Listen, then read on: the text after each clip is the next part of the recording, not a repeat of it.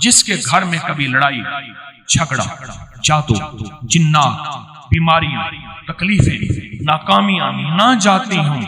عاجز آ گیا ہو صرف 5 اللہ کے نام پڑھے اور تعداد کتنی پڑھنی ہے اس کی تعداد بھی بتاتا ہوں جو بندہ صرف 7 بار کتنی بار یا 70 بار یا بے شمار اس کو پڑھے گا اس کی دکان بندی ہوئی ہے سوچ لینا ذرا اس کا گھر بندہ ہوا ہے اس کی زندگی میں بندش ہے شیخ الحدیث رحمت اللہ علیہ نے ذکر رحمت اللہ علیہ کے پاس بندہ آیا حضرت کسی نے ہمارے گھڑیال کو باندھ دیا ہے جو ٹن ٹن کرتا تھا نا گھڑیال پہلے وہ باندھ دیا ہے اور ایک بنگالی کی طرف تصور کیا کہ اس کو جادو بہت آتا ہے حضرت نے فرمایا یہ میری پوسٹ پڑی ہے اکابر پر اعتماد اس میں دیکھ لینا کتاب کا حوالہ ہے مولانا یوسف مطالعہ رحمت اللہ علیہ کا فوت ہو گئے ان کا حوالہ ہے فرمایا اس کو دیکھ کے یہ اعمال کرو کچھ عرصے کے بعد ایک بندہ آیا حضرت شیخ کے پاس حضرت کسی نے لنگر کھانے کا تندور باندھ دیا ہے تندور میں لکڑیاں ڈالتے ہیں دھواں چلتا ہے شعلہ نہیں آتا حضرت نے فرمایا مٹی کے ڈھیلے کنکر فلان چیز لے کے اس پہ دم کر کے تندور میں ڈالو تندور کھل گیا اس لیے کہتا ہوں اپنے بڑوں کو پڑھیں اپنے بڑوں کو پڑھیں ہمارے بڑوں نے ہمیں زندگی کی بہت ساری راہیں دی ہیں ان راہوں کی وجہ سے ہم بڑے بڑے شرک اور بدعت اور غیر اللہ سے بچ جائیں گے جس کی دکان بندی ہوئی ہو جس کا گھر بندہ ہوا ہو اور کہتا ہے نیا گھر لیا ہے پر سکون نہیں پرانا گھر ہے اس کمرے سے کوئی آوازیں آتی ہیں یا یہاں سے کچھ ہوتا ہے یا میرے بچے ڈر جاتے ہیں یا گھر میں بے سکونی ہے گھر میں میاں آتا ہے تو لڑائی کا طوفان بیوی آتی ہے تو جھگڑے کا طوفان بچے آپس میں الجھتے ہیں ایک دوسرے کو کاٹ کھانے کو دوڑتے ہیں زندگی میں چین ختم ہو گیا یا کسی نے مجھ پہ وار کر دیا یا کوئی جادو جنات کسی نے بھیجا یا میرے اوپر جادو جنات کی بندشوں کی انتہا ہو گئی اسے کہہ دیں چپ کر کے نا اللہ کے ان 5 ناموں کو زندگی کا حصہ بنا ان 5 ناموں اب وہ 5 نام میرے ساتھ جذبے سے پڑھیں گے میں چاہتا ہوں کیوں پڑھا رہا ہوں پتہ ہے کیوں پڑھا رہا ہوں آپ کو کہتے تھے آپ خود پڑھ لیتے پڑھے لکھے حضرات بیٹھے ماشاءاللہ سارے حضرات اگر کوئی پڑھے لکھا نہیں ہے تو ایک پل میں اس کو یاد کرنا کوئی مشکل نہیں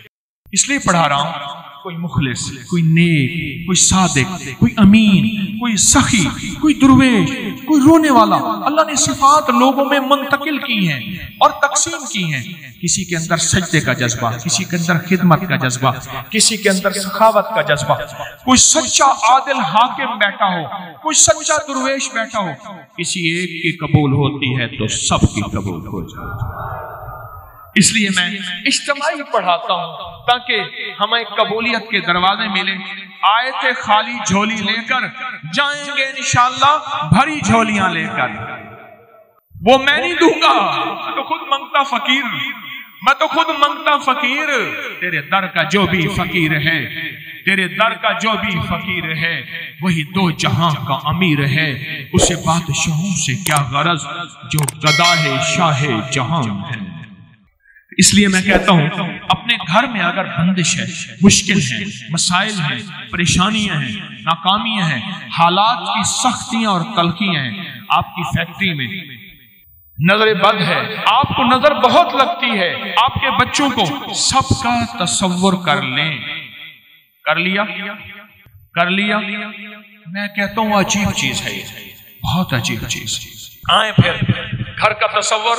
نسلوں کا تصور کاروبار کا تصور اپنی ذات کا تصور اچھا اس کا ایک اور فائدہ بھی سن لیں جو چاہتا ہے نفس اور شیطان کی جنگ سے بچ جاؤں جو چاہتا ہے نظریں پاک رہیں جذبے پاک رہیں تنہائیاں پاک رہیں تعلق مع اللہ رہے جو چاہتا ہے ولایت کا تاجدار بن جاؤں جو چاہتا ہے قبر میں ایسے جاؤں جیسے کفن سفید ہے ایسے میرا دل بھی پاک اور سفید ہو جو چاہتا ہے مولا میرے اندر عیب ہے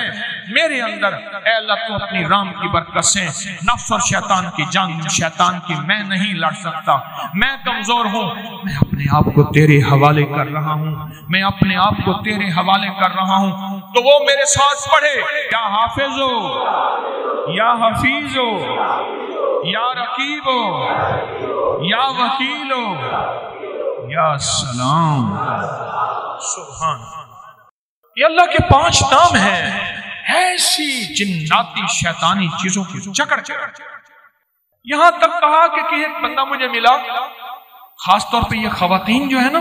یہ بہت پاگل ہو کے دیوانہ ہو کے پڑھتی ہیں۔ وہ مائی اللہ کی نیک بندی تھی، اس کے گھر میں کوئی جنات، جادو، پریشانیاں، مسائل، اس نے جو اس کو سانسوں میں پڑھنا شروع کیا، دن رات ایک کر دیا، لمحہ لمحہ ایک کر دیا، کسی چیز کا انتظار نہیں کیا، بس ہر حالت میں پڑھا۔ کہا جنات سامنے آئے، کسی چیز نے ان کو رسوں سے، زنجیروں سے باندھا ہوا ہے، اور کہتے ہیں تجھے اللہ کا واسطہ دیتے ہیں یہ نہ پڑھ، یہ نہ پڑھ۔ میں نے کہا تم ان کو اللہ کا واسطہ دو کہ ہم یہ پڑھیں گے۔ سورۃ فاتحہ 40 بار پڑھیں یا 1 بار پڑھیں، اول آخر 3 دفعہ درود پاک کے ساتھ۔ سرکار کا فرمان ہے، فرمایا جو سارے قرآن میں ہے وہ سورۃ فاتحہ، سارے قرآن کی زیر زبر سورت، قرآن کی 114، قرآن کے رکوع، قرآن کی منزلیں، قرآن کی آیات، جو سارے قرآن میں ہے وہ کس میں ہے؟ اور جاؤ جو ساری سورۃ فاتحہ میں ہے وہ ایاک نعبد و ایاک نستعین۔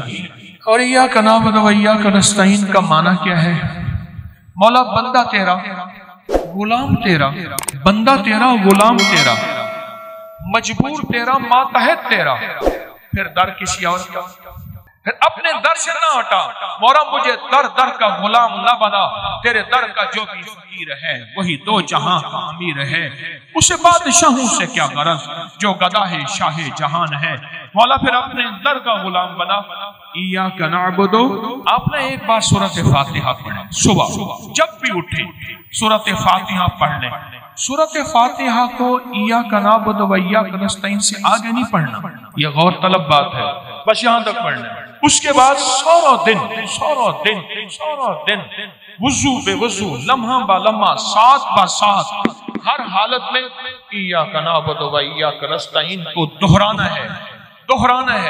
پڑھنا ہے۔ اپنے مقصد، اپنی مشکل، اپنی پریشانی، اپنی ناکامی، حالات کی سختیاں، تلخیاں، کوئی بھی زندگی کا مسئلہ ہے، آپ نے ایاک نعبد و ایاک نستعین کو پڑھنا بھی ہے، دہرانا بھی ہے اور کرنا بھی ہے۔ آئیں ہم بیٹھ کے، اگر آپ جذبے کے ساتھ باواز بلند، جذبے کے ساتھ باواز بلند، جذبے کے ساتھ باواز بلند میرے ساتھ پڑھیں گے، ایاک نعبد و ایاک نستعین۔ سخی کے دروازوں میں 1 دفعہ کھٹکھٹائیں، نہ کھولے، پھر کھٹکھٹائیں، نہ کھولے، پھر آخر کار سخی کہے گا دیکھو تو صحیح کون مجبور بے بس ہے جو بار بار میرا دروازہ کھٹکھٹا رہا ہے۔ یہ سخی کے دروازے کو دستک دینا ہے، سخی کے دروازے کو آوازیں دینا ہے، سخی کے دروازے کو، اور سخی کو فریادیں کرنا ہے۔ اور وہ شہنشاہ سخی ہے جو پل میں سنتا ہے، ایک پل میں راضی ہو جاتا ہے، ایک پل میں ناراضیاں ختم کر دیتا ہے۔ میں دنیا کے سب سے بڑا مجرم، دنیا کا سب سے بڑا، میرے پاس ایک صاحب ہے، شراب پی پی کے نا اس کے ہونٹ یہ جلے ہوئے تھے، ہونٹ نا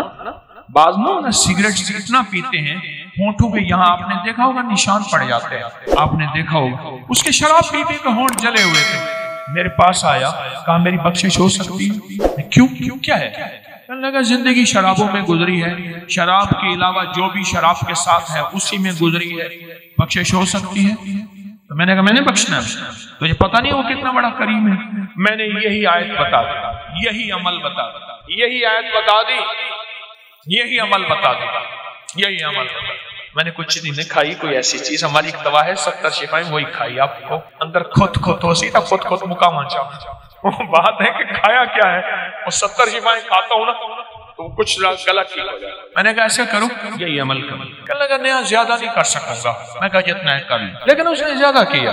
قدرت کا نظام دیکھیں، کچھ ہی عرصے بعد بیمار ہو گیا۔ اس وقت جب میرے پاس آیا تھا وہ 70 سے آگے بہت سارا نکل گیا تھا، بابا تھا، اپنے علاقے کا بڑا چودھری تھا، بہت بڑا چودھری تھا، قوم کا جٹ تھا، چودھری تھا، بڑا دبنگ آدمی تھا، بندوں کو سیدھا کروا دیتا تھا وغیرہ وغیرہ۔ بیمار ہو گیا، نشتر ہسپتال ملتان میں لے گئے، کئی دن وہاں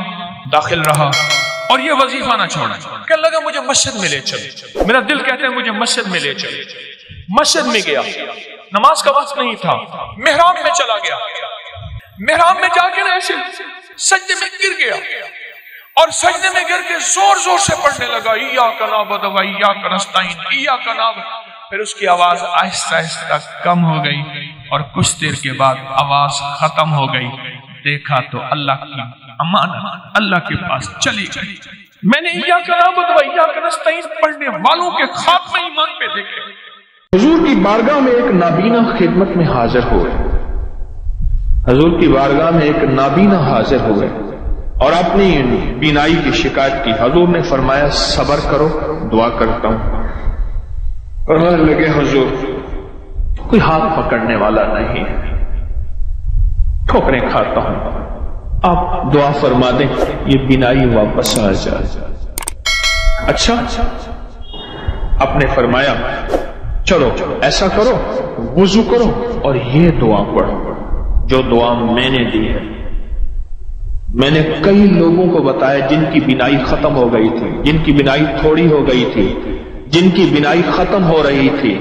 جن کا آنکھوں کا نور ختم ہو گیا تھا۔ پھر میرا ایک وجدان تھا، اس وجدان پہ میں کامیاب ہوا۔ میرے دل میں ایک دفعہ ایک بات آئی، میں نے کہا دل کی روشنی جس کی ختم ہو جائے اس کے لیے بھی یہ نسخہ کام کرے گا۔ حکیم ہوں نا، حکیم ہم لوگ کیا کرتے ہیں، کہتے ہیں فلاں بیماری پہ نسخے نے کام کیا۔ یہ وظیفہ میں نے آقا کا فرمان سنا، حضور کا فرمان سنا۔ میرے حضور نے فرمایا آنکھیں نہیں ہیں، صبر کر لو۔ میں حضور ہاتھ پکڑنے والا کوئی نہیں، ٹھوکریں کھاتا ہوں، آپ کوئی عنایت فرما دیں۔ میرے حضور نے یہی نسخہ عنایت فرمایا، یہی وظیفہ، اور اس کی آنکھیں ٹھیک ہو گئیں۔ میں نے کئی لوگوں کو دیا جن کے دل کی آنکھیں ختم ہو گئی تھیں، دل کی روشنی ختم ہو گئی تھی، دل کا نور ختم ہو گیا تھا۔ مجھے بے شمار نے بتایا کہ ان کا دل کا نور واپس آیا ہے اور دل کی روشنی واپس آئی ہے اور آنکھوں کا سرور واپس آیا ہے۔ اور اگلے لفظوں میں کیا کہوں، ان کے دل کو کشف شروع ہو گیا ہے اور دل کے اندر نور بھر گیا ہے اور دل کی روشنی ہے۔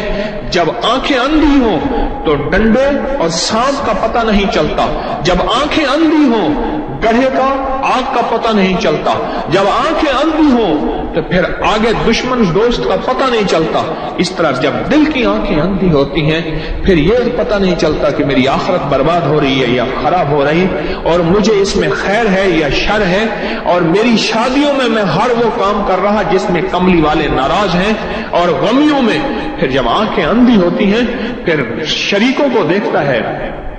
رشتہ داروں کو دیکھتا ہے، دوستوں کو دیکھتا ہے، دل کے شوق پورے کرتا ہے، پھر کملی والے کی نظر کو دیکھ کے حیا نہیں آتی۔ جب دل کی روشنی آ جاتی ہے پھر کملی والے کو دیکھتا ہے، حیا آ جاتی ہے،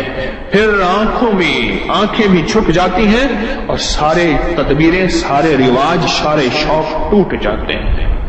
میں نے تو کئی لوگوں کو دیا یہ نسخہ، یہ فضائل درود، فضائل حج سے بتا رہا ہوں میں، صفحہ نمبر 165 ہے، حضرت شیخ الحدیث کی لکھی ہوئی کتاب ہے، اور مشکلات کے لیے انوکھی چیز ہے۔ کوئی مشکل ہو، کوئی مشکل ہو۔ مسجد نبوی شریف میں پاکستان کا ایک بہت بڑا افسر تھا، میں نے اعتکاف کیا آخری عشرے کا مسجد نبوی میں، تو اعتکاف کے دوران انہیں پتہ چلا کہ طارق جو ہے وہ فلاں ستون کے ساتھ بیٹھا ہے، کوئی غالباً 18-19 سال پرانی کی بات ہے۔ تو میرے پاس آئے، مجھے تعارف کرایا، کہنے لگا بہت مشکل میں ہوں، اس وقت کی حکومت تھی، بہت اس حکومت کے زیر عتاب ہوں، اس وقت کا اقتدار جو تھا، اور مجھے بہت مشکل میں ہوں، بس میں نے آخر کار مدینہ کا رخ کیا ہے، اس کے علاوہ مجھے کوئی منزل اور راستہ نہیں ملا، تو میرے لیے دعا کریں۔ میں نے کہا یہاں حضور کے روضے کی طرف اشارہ کر کے میں نے کہا ان کے ہوتے ہوئے میں دعا کروں، میری کیا اوقات ہے، میری کیا اوقات ہے۔ ہاں میں آپ کو ایک چیز بتاتا ہوں، میں نے یہ وظیفہ بتایا ہوا ہے، کہنے لگا مجھے لکھ کے دے دیں، میں نے لکھا اور یہ دیا، اور میں نے عرض کیا 2 نفل پڑھے اور گڑ گڑا کے یہ دعا مانگے، یا محمد انی اتوجہ بک، یا محمد انی اتوجہ بکا الی ربکا ان تقضی حاجتی. جب لفظ حاجتی بیان کریں تو دل میں اپنی حاجت بیان کریں، اپنا مسئلہ بیان کریں، اپنی مشکل بیان کریں، اپنی الجھن بیان کریں، اپنے مسائل بیان کریں. اللہم انی اسألک واتوجہ الیک بنبینا محمد صلی اللہ علیہ وسلم نبی الرحمہ. یا محمد سونا، آپ تو محمد ایسے ہیں رحمت والے نبی ہیں، آپ کے در سے آ کے خالی جائے کوئی، یہ ہو سکتا ہے ہمیں بھی کوئی عنایت فرمائے. یا محمد انی اتوجہ بکا. سند کے ساتھ، حدیث کی سند کے ساتھ یہ واقعہ موجود ہے، یہ غیر مستند حدیث نہیں ہے، کوئی گھڑا گھڑایا واقعہ نہیں ہے، کوئی قصہ نہیں ہے. آگے سنیں. وہ نابینا آئے ایسے کہ جیسے ان کی آنکھیں آج تک ضائع ہی نہیں ہوئی تھیں، ایسے ان کی آنکھیں ٹھیک ہوگی. اور اس سے آگے فرمایا کہ علامہ فرماتے ہیں یہ قصہ عثمان بن حنیف کے فہم سے استدلال میں ہے کہ وہ حضور کی خدمت میں حاضر ہوئے، اور یہ صرف ان کے ساتھ مخصوص نہیں سمجھنا چاہیے کہ اس دور کا قصہ تھا، اس دور کا واقعہ تھا، دور گیا واقعہ گیا. نہیں، فرمایا قیامت تک اس کا فیض چلتا رہے گا. حضور کے وسیلے سے یہ فیض قیامت تک چلتا رہے گا، اور قیامت تک امت کو یہ نفع ملتا رہے گا. مجھے کئی بزرگوں سے اس فیض کی اجازت ہے.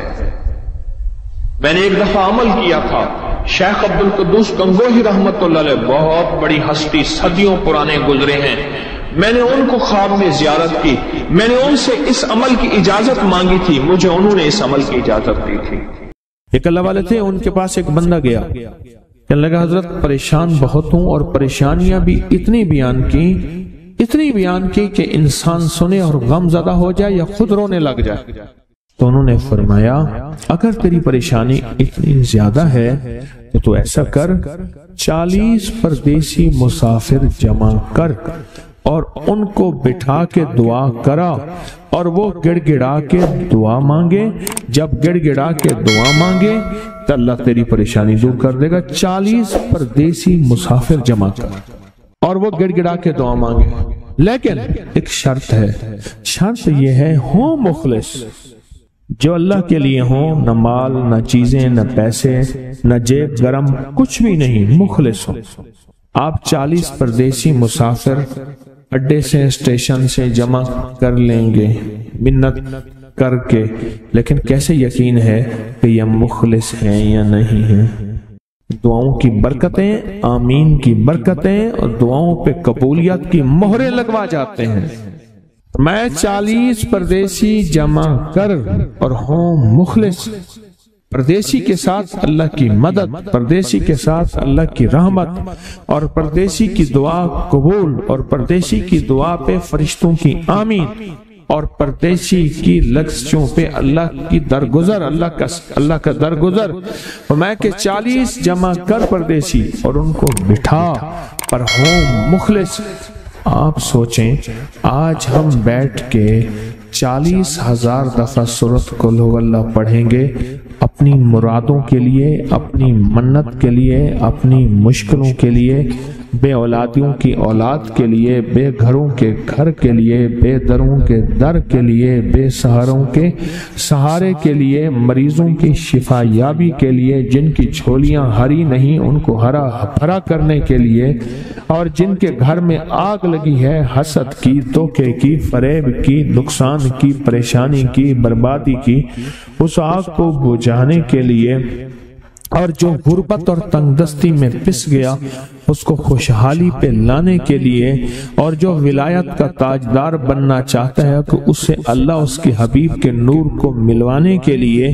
اور جو چاہتا ہے کہ آنکھیں بند کروں اور جنت نظر آئے، جو چاہتا ہے دل کی دنیا آباد اور شاد ہو، یہ نعمت اس کو دلوانے کے لیے، اور جو یہ چاہتا ہے کہ اللہ کے خزانے سے اتنا ملے کہ در در کا بھکاری، فقیر، منگتا، محتاج نہ بنو، یہ خزانے اس کو اللہ کے خزانے سے ملیں، یہ دلوانے کے لیے یہ 40,000 دفعہ سورۃ اخلاص 11 جمعراتیں پڑھی جائے گی۔ ہر سال ہماری 11 جمعراتیں ہوتی ہیں، اور آپ کو مبارک ہو۔ اور آپ کو علم ہے کہ یہ سورۃ اخلاص کی جو جمعرات ہے، اس میں ہم ابھی 40,000 مرتبہ بیٹھ کے سورۃ اخلاص پڑھیں گے، اور وہ 5-7 منٹ میں پڑھی جاتی ہے۔ اس کی وجہ یہ ہے، بلکہ 40,000 دفعہ نہیں پڑھی جاتی، وہ لاکھوں دفعہ پڑھی جاتی ہے، لاکھوں سے بھی لاکھوں پڑھی۔ اس وقت یہ مجمع، خواتین کا مجمع، پوری دنیا ہمارے اس وقت آن لائن بیٹھی ہے، کہیں صبح دوپہر شام، پوری دنیا ہماری اس اللہ کے فضل سے سن رہی ہے، اور کیا پتا جنات بھی ہوں، اور یہ دنیا کی مخلوق ساری مل کے سورۃ قل ھو اللہ، سورۃ اخلاص پڑھے گی، اور سورۃ اخلاص پڑھتے ہی زندگی میں برکتوں اور خیروں کے فیصلے ہوں گے۔ اور فرمایا جو بندہ دل میں مراد چاہتا ہے، سنیں میں آپ سے پوچھوں گا بھی صحیح، صرف 2-3 افراد سے پوچھوں گا کہ پچھلے سال، ہر سال جو 11 جمعراتیں سورۃ اخلاص کی ہوتی ہیں، اس میں آپ کو کیا ملا؟ تب پوچھوں گا میں کہ جس کو کوئی مشکل ہو، پریشانی ہو، وہ مل بیٹھ کے 40,000 دفعہ سورۃ اخلاص قل ھو اللہ پڑھ لیں، اکٹھے ہو کے۔ کچھ بندے مخلص بندے وہ اکٹھے ہو کے سورۃ قل ھو اللہ پڑھ لیں، سورۃ اخلاص پڑھ لیں اکٹھے ہو۔ اور یہ بزرگوں کا صدیوں پرانا آزمودہ عمل ہے کہ جب تھک جانا، جب مایوس ہو جانا، جب زندگی کی آسیں امیدیں ختم ہو جائیں، پھر مخلصین مل کے 40,000 دفعہ سورۃ قل ھو اللہ یعنی سورۃ اخلاص پڑھ لیں۔